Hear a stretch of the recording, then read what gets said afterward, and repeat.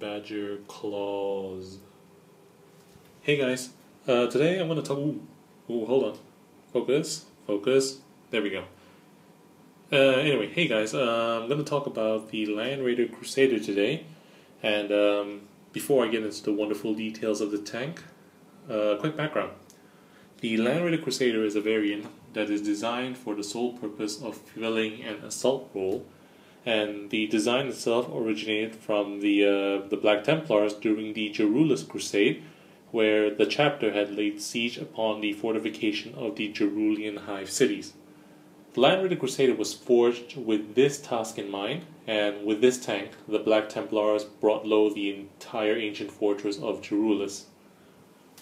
Now, as tales of the Crusader's success spread, many other chapters began to request information regarding its construction, and eventually this caught the attention of the Adeptus Mechanicus on Mars, who then officially recognized the Crusader pattern, and since then the Landraider Crusader has become a mainstay within many chapters' armory.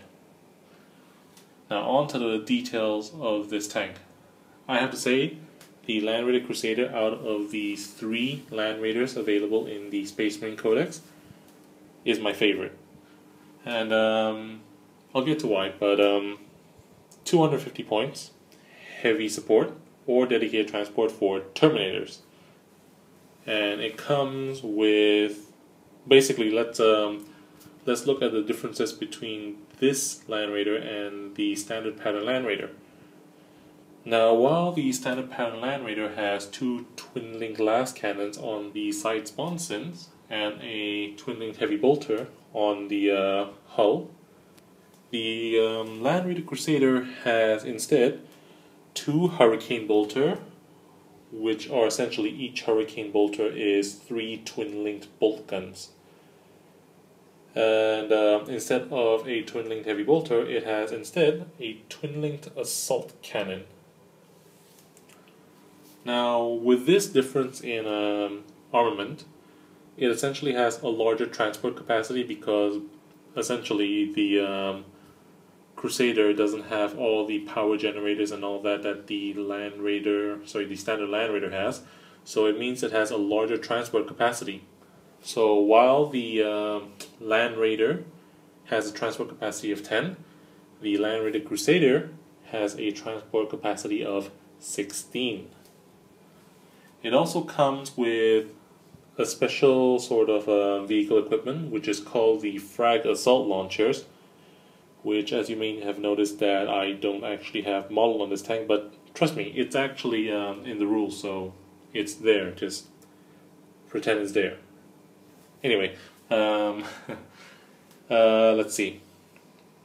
I would probably take this tank out of the entire 3 tanks, the 3 Landraiders, as a transport for any assault unit that I have. And in my Space Marine Army lists, or the ones that I do try to play relatively competitively with, I always have an assault element, and this is my transport of choice for them.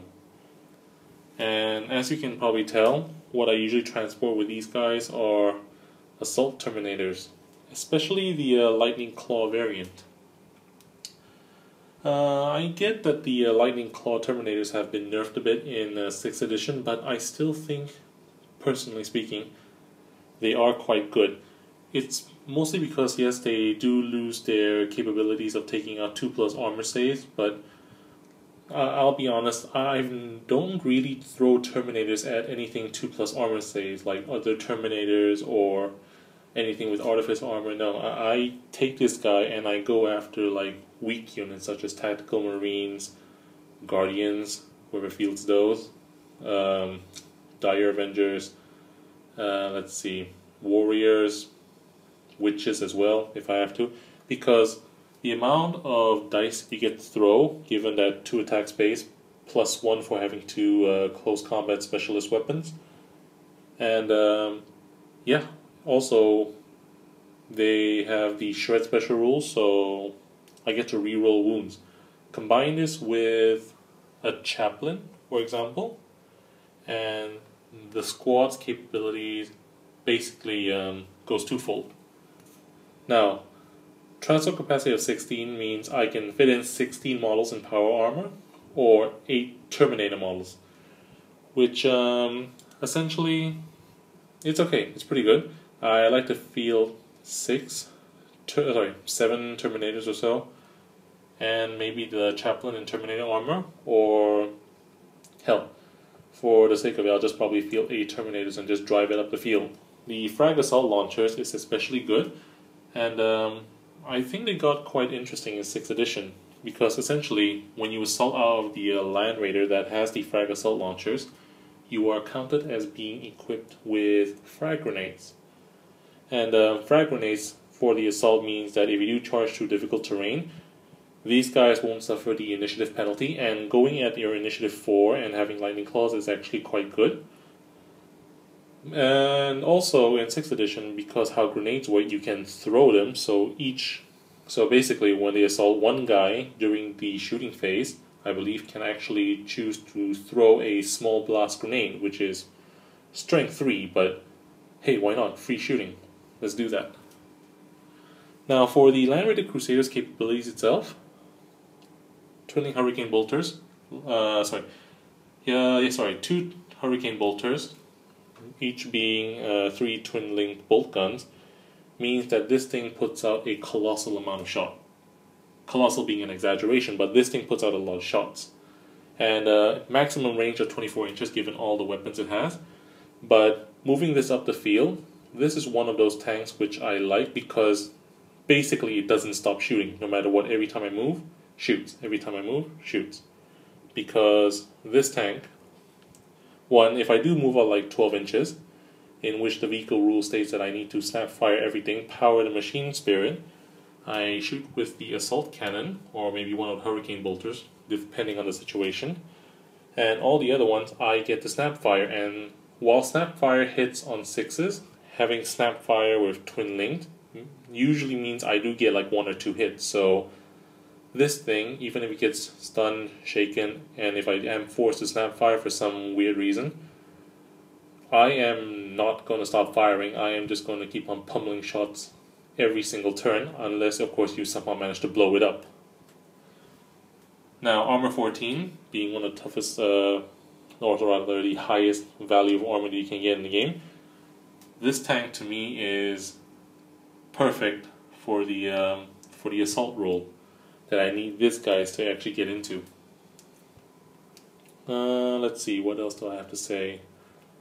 The assault cannon is actually surprisingly good as well as an anti-tank because of the rending special rule. So aside from that, I usually don't give it upgrades, but if I do, just multi-melter or storm bolter just to add more firepower. Multi-melter is basically the better option if you can. Otherwise, the tank for me usually justifies itself delivering the payload. As for the payload, yes, like I mentioned, these guys usually, or even assault marines without the jump pack, because I get a free rhino which actually acts as existing cover. As this thing drives up along, the tank follows and provides cover for any incoming shots. Anyway, nearly 9 minutes, my longest video yet. Anyway, that's all I have to that's all I have to say about this tank. Next one, I'm going to talk about the Lanraider Redeemer before moving on to the more uncommon variants like the Forge World Landraiders and all that. So yeah, looking forward to that.